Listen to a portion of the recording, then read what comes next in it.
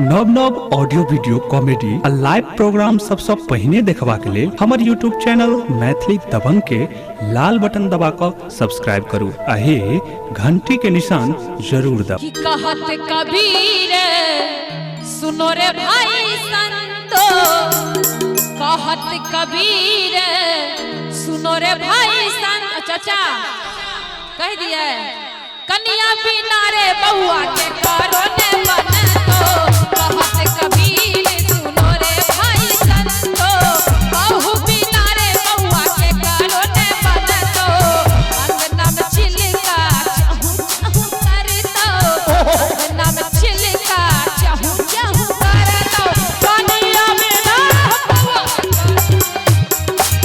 कन्या बिना रे बउआ के करो ने बन तो। हेलो, ई बात तो सच है पूजा जी, ई बात तो सच है।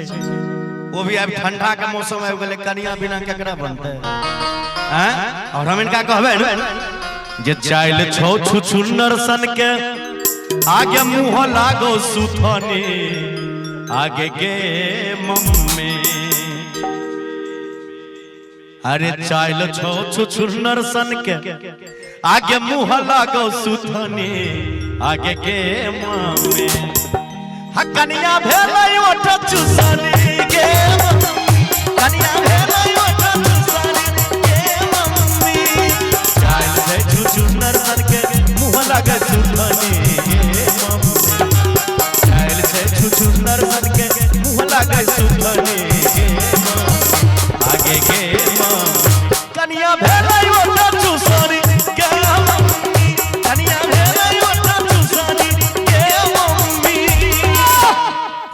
तहे तै बियाह गड़बड़ा गेलै दैया गे, तहे तै बियाह गड़बड़ा गेलै दैया गे। सर कनी ताली बजा दियो, हम सब एक बेर मोन लागत तहन। आ कोबारे से कन्या पारा गेलै दैया गे गे, कोबारे से कन्या पारा गेलै दैया गे। हे तै बियाह गड़बड़ा गेलै दैया गे, हे तै बियाह गड़बड़ा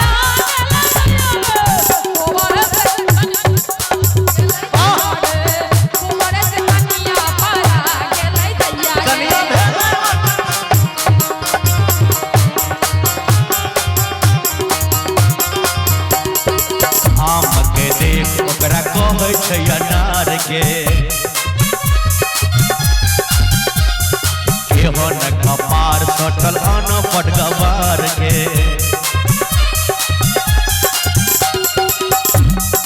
आम के देख ओकरा कहै अनार के केहन कपार सटल अनपढ़ गवार के। आ देखे नमन चूस ओकरा कहै लल चटनी के मम्मी। हे भगवान, हमरा कर्म में केहन लिख दल हा नमन चूस के देख के बदल की लल चटनी। आ देखे नमन चूस ओकरा कहै लल चटनी के मम्मी, आगे के मम्मी। कन्या भेलै ओठ चुसनी के मम्मी, कन्या भेलै ओठ चुसनी के मम्मी। अंगना में खजलो दुआरा बापे खजलो, अंगना में खजलो दुआरा बापे खजलो, अंगना में खजलो दुआरा बापे खजलो। कि अंगना में खजलो दुआर बापे खजलो। आ ससुर जी से पूछते, हे ससुर जी से पूछते, ससुर जी से पूछते लजा गेलो दैया गे। कोबर से कन्या परा